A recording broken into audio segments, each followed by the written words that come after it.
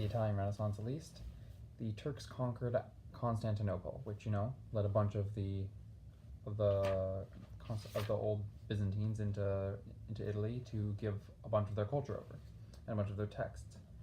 And the Ottomans were just like this unstoppable force at an awkward angle, just like this unstoppable force that kept conquering everywhere.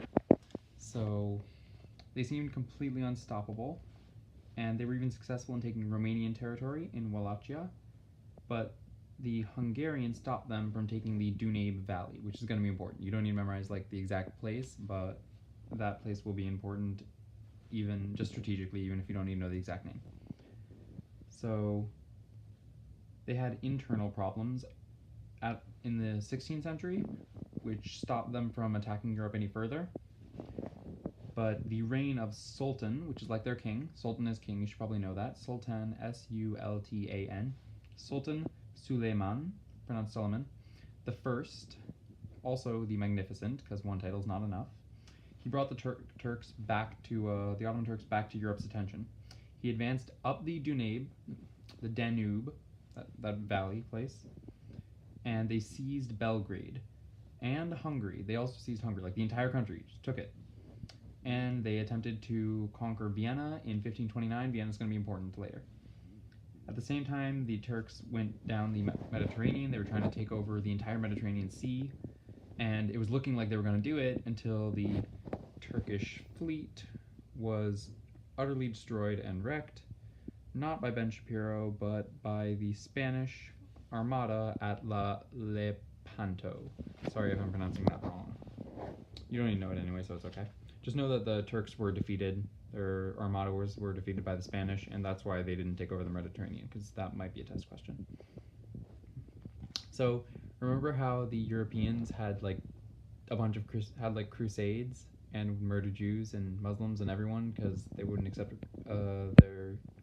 because they wouldn't accept Jesus? Well, that idea has not died out completely, because believe it or not, Europeans were talking about a second crusade, second or third. Oh, it doesn't say second or third. I don't know how many crusades there were. There were probably a ton. But another crusade, a new crusade against the Ottoman infidels, as they called them, because Islam was a major, it's really opposed to Christianity. Sorry, the camera's really shaky. So, in spite of this, as we know from the 30 Years' War, think consequences, effects, is an SAQ question, even if it's not on the Ottoman Empire. This is a great example. Just like an effect of the 30 Years' War that the Ottomans were treated, even though that everyone hated them because they were Muslim, they were treated just like any other European power in terms of trade, in terms of foreign alliances, in terms of war, just like any other European country. They're Europe through and through, because people were more focused on politics and the balance of power than they were on religion. So they had a very strong government that ran very efficiently. Think absolutism, but for the Ottomans. And they were especially strong, again, absolutism shows up when they were led by strong sultans, again, Muslim kings, strong sultans or powerful grand viziers, which is like prime ministers, although sultan sounds a lot cooler, so I'm just going to go with that. However, unfortunately for them, they had very bloody political practices, which is to say that they would compete for the throne and kill each other for the throne. My favorite example is that the sultans would kill out all their brothers immediately after being elected to make sure that they didn't have any competition, any insurrections, any rebellions, any claims to the throne while they were ruling. And it's actually really funny.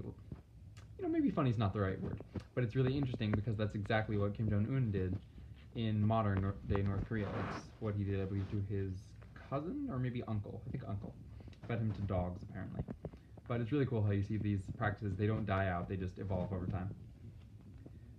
So you did see bouts of chaos and just all these horrible things happening because, it's power. People are willing to kill each other for power. It doesn't matter whether it's Christianity or Islam, people are always willing to do that. So one thing that made, similar to Prussia, one thing that made the Ottomans very formidable was their military, which was very impressive. It was a well-organized system, very well-structured, think hierarchies and all that.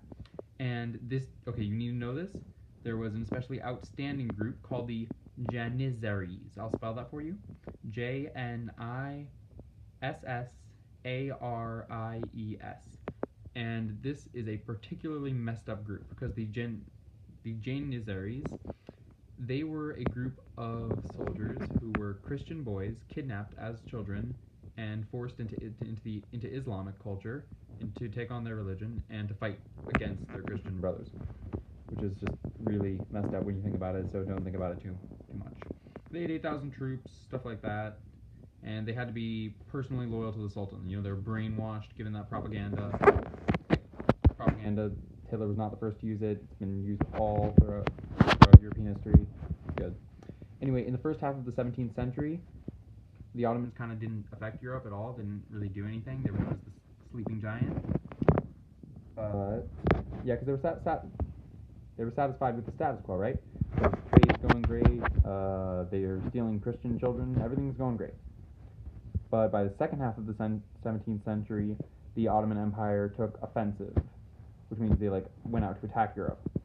They marched to the Hungarian plain and laid siege to Vienna, which means the city of Vienna. They surrounded it, and this is like getting into Austrian territory right now. Think Holy Roman Empire. Think Holy Roman Empire. Think Germany. Well, Germany's a little too north, but you know what I mean. So, here it actually lists them: the Polish, Bavarians, and Saxons, and Austrians. Okay, so an army of all that combined. Think Holy Roman Empire though, and mostly Austrians. Habsburgs. Really, Habsburgs is important. The Habsburgs were the ones who said "screw you" to the Turks, and basically kicked their faces. And so after that, the Ottoman Turks had to retreat, and they were never a threat to Europe again. Well, not ever. I'm sure they had some major roles in World War I and World War II. Well, not World War II. They didn't exist in World War II. By World War I, before they were exterminated, they were never a threat to Europe again until World War I. Semi-happy ending. Hope this was helpful. Let me know if you guys have any questions, and good luck on the test tomorrow.